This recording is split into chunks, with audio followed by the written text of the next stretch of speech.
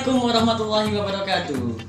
Hai anak-anak boys, kali ini Pak Mustafa akan mengajak kalian untuk mempelajari kekayaan yang ada di Indonesia.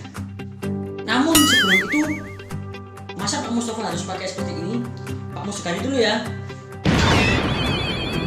Nah, kalau seperti ini jauh lebih bagus.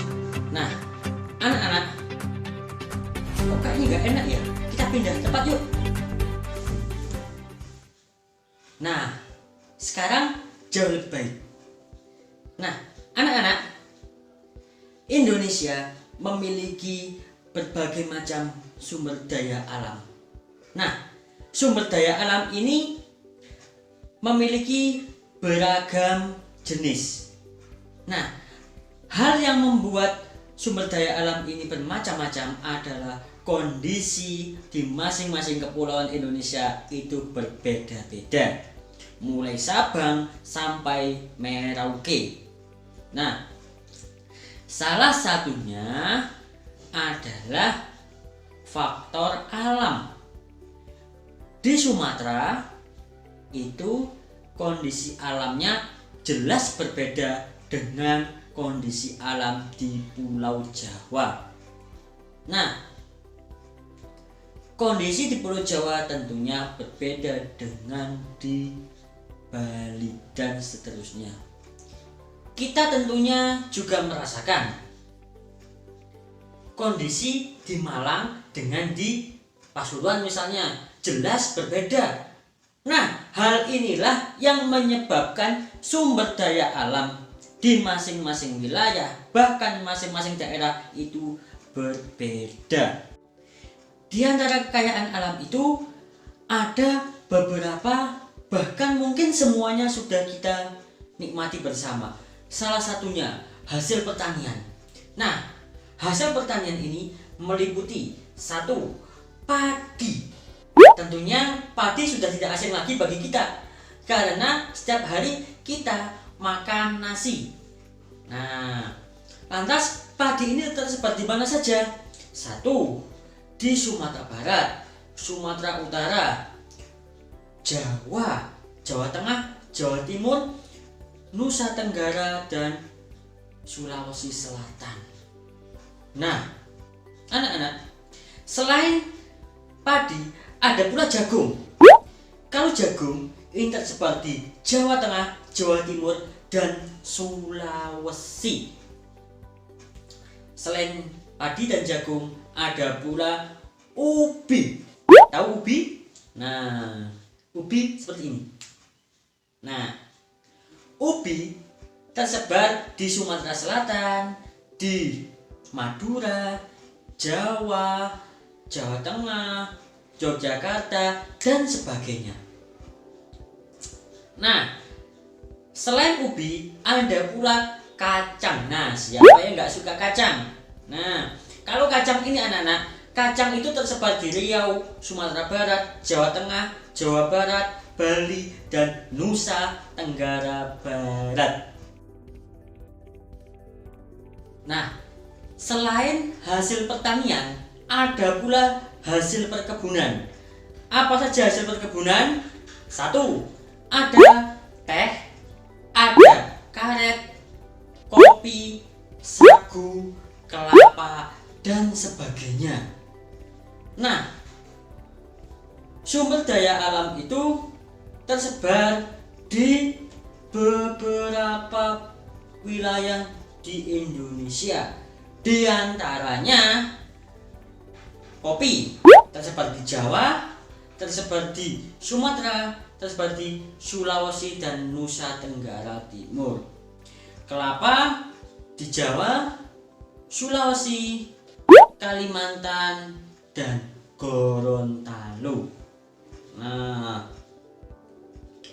sumber daya alam yang lainnya di mana? Yuk kita lihat di tabel ini. Nah, tabel ini menunjukkan persebaran hasil sumber daya alam perkebunan yang ada di Indonesia. Oke anak-anak, kita cermati betul-betul tabel ini. Bagaimana? Banyak bukan? Nah, Setelah hasil perkebunan, ada hasil hutan. Nah, apa saja hasil hutan itu? Tentunya hasil hutan salah satunya adalah kayu. Nah, di tema semester lalu kita sudah membahas tentang apa sih manfaat kayu. Nah, kali ini kita akan membahas tentang dari mana sih kayu-kayu itu, kok bisa kayu-kayu itu jumlahnya sangat banyak sekali. Nah, seperti ini. Nah, ini adalah data tabel persebaran hasil kayu di Indonesia. Ada kayu kering, ada kayu cendana, ada kayu jati, dan sebagainya. Nah, selain hasil hutan, hasil apa lagi? Yuk kita nyelam. Nah, sekarang kita membahas tentang hasil laut. Anak-anak, Indonesia adalah wilayah yang amat sangat kaya akan lautnya. Nah, bagaimana tidak? Orang Indonesia itu negara kepulauan, tentunya Indonesia dikelilingi oleh lautan yang amat sangat luas. Nah, laut di Indonesia menghasilkan sumber daya alam yang tak kalah banyak dengan yang ada di darat, di hutan, pertanian, dan perkebunan. Di laut, Indonesia menghasil ikan, kemudian tiram, kemudian apalagi mutiara dan sebagainya. Nah, adapun tabel persebaran hasil laut di Indonesia ada, perhatikan tabel ini. Nah, dari sini kita tahu persebaran ikan di Indonesia itu ada di mana saja. Nah, anak-anak, selain hasil laut, ada juga hasil peternakan. Wah, ini bagi yang suka minum susu sapi, suka minum susu kambing, suka daging sapi. Nah, tentunya pengen tahu sapi, kemudian kambing, dan yang lainnya itu banyak di daerah mana.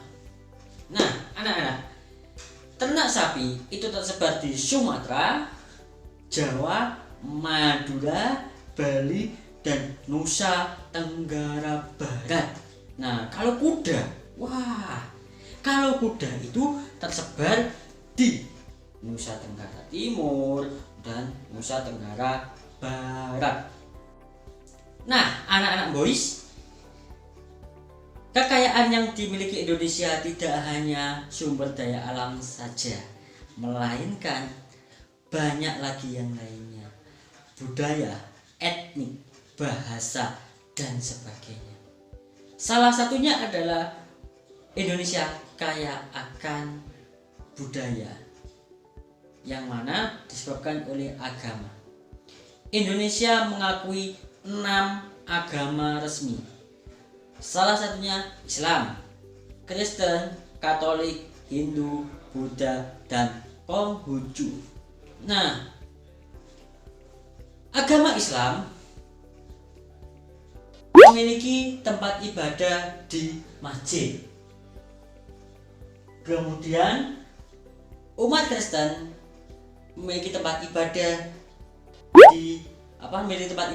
gereja. Umat Hindu memiliki tempat ibadah pura. Umat Buddha beribadah di vihara. Yang terakhir, umat Konghucu beribadah di kelenteng. Anak-anak, banyak bukan agama-agama di Indonesia? Nah, karena agama-agama di Indonesia itu sangat banyak, tentunya kita memiliki perbedaan-perbedaan yang sangat signifikan. Jika kita tidak mau menghormati, tidak menghargai, ataupun memunculkan sikap toleran, tentunya yang akan terjadi adalah seperti ini. Nah, kasus seperti ini itu muncul beberapa tahun yang lalu di Indonesia.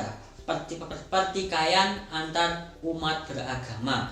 Tentunya kita tidak menginginkan hal itu. Yang kita inginkan adalah kerukunan umat beragama.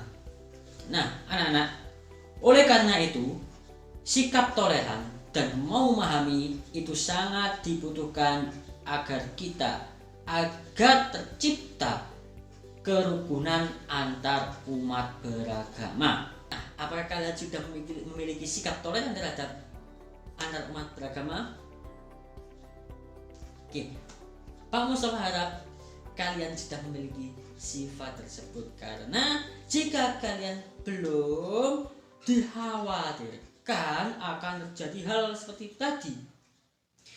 Sikap toleran anak-anak itu sangat penting supaya tercipta persatuan, kesatuan, dan kerukunan antar umat beragama.